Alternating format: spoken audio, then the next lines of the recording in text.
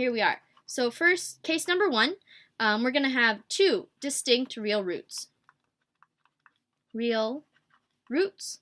Okay, so once you use that quadratic equation, or the quadratic formula to find your lambdas, we're going to have, we get a lambda 1 and a lambda 2, which are in the real numbers, right, because they're real numbers. Okay, so that basically means that our solutions are going to look like this. We have y sub 1 of t, which is going to be e to the lambda 1 of t. Remember, we were looking for solutions that kind of look like something, a constant times e to the lambda t, right? So this is where our lambdas are coming from. We found those, and now we just form our solutions. So our second solution is going to be the other one, e to the lambda 2 times t. And that's it. And this is the fundamental set of solutions right in here. Okay, and then we can construct our general solution by just making a linear combination of those two there. So c sub 1 times e to the 1, or times e to the lambda 1 t plus c sub 2 times e to the lambda 2 of t. That is our general solution for the case where we have 2 distinct real roots, and again, this is when p squared minus 4q, which is the discriminant, when this is greater than 0. Then we actually have 2 real roots, and you can construct your solution like such. Okay, now for the second case, so case number 2, this is when we have 2 distinct complex roots. Complex roots. So this one is a little bit more complicated just because, you know, complex. There we go. So this is an indication. But anyway, so we have p squared minus 4q. This is when it's less than 0. So that means we're taking the square root of a negative number. So we actually get a lambda, which is equal to a plus ib. So this is a complex number, right? Because we have a real part and an imaginary part. Okay, and we also get its conjugate as a root. And that's denoted by the little bar symbol up here, okay? So lambda bar, which is the conjugate, is equal to a minus ib, okay? So our two solutions would actually look something like this. Z of t is equal to e to this whole thing, in parentheses, times t. And then z bar, on the other hand, is equal to e to the a minus ib times t, okay? So the thing is here, we can actually expand these solutions using Euler's formula.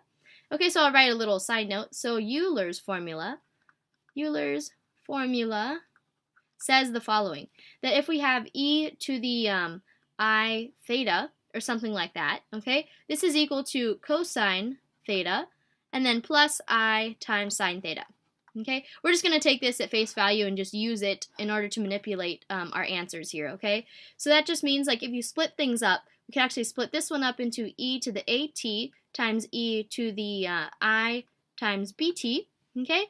And this one here can be split up into e to the at times e to the negative ibt, okay? Something like that. Anyways, we're just going to get something that looks like this. So we have z of t could be rewritten as the following, e to the at times cosine bt. We're just expanding this term using Euler's formula over here.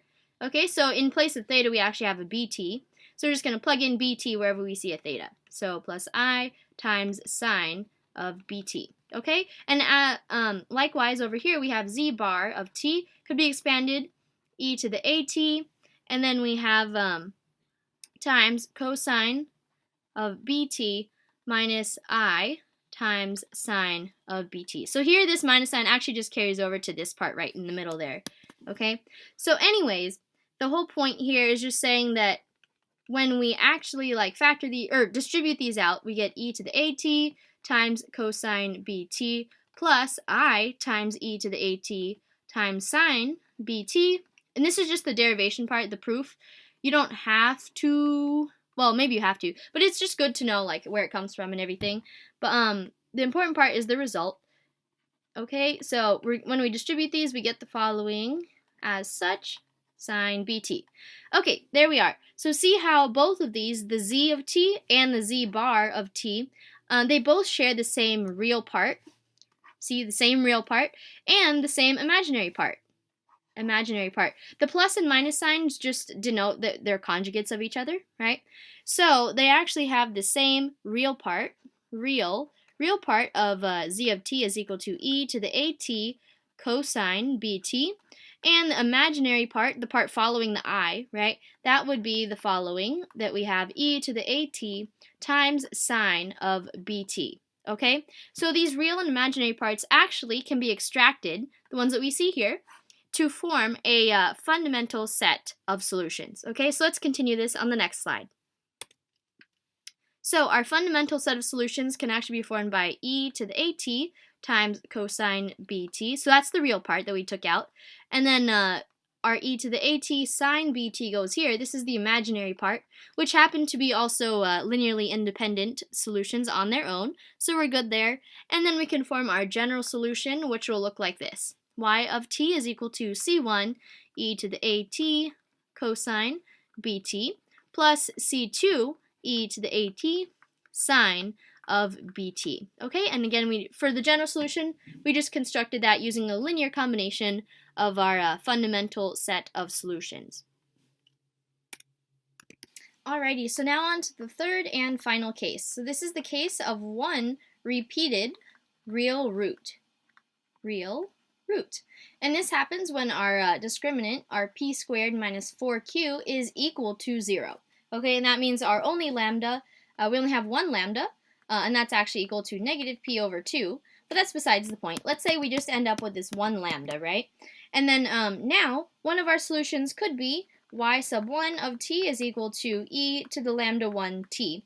But the thing is, now that we have this, we don't have any other roots to work with. Like, we don't have a lambda 2 that's different from this one. So what we're going to do instead to build our second solution is our y sub 2 is going to be equal to the same exact thing that we have here, because we can't make up another lambda that'll satisfy our characteristic polynomial. So anyways, so we just build the same thing, except for now we just stick a t in front, okay?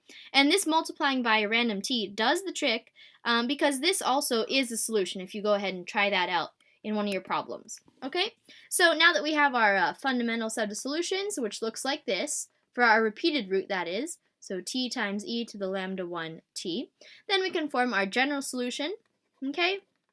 And this is pretty simple. Now we know we should be really good at forming our general solution given a fundamental set of solutions. So c sub 2 times t e to the lambda 1 t. Okay, so this is the general solution. Alrighty? So there it is. Those are the three cases that could arise depending on what lambdas or lambda that you obtain from finding the roots of your characteristic polynomial. Okay, so it all depends on that, the characteristic polynomial, and we'll do some practice problems. We'll do plenty of examples in the practice problems video. Okay. We try.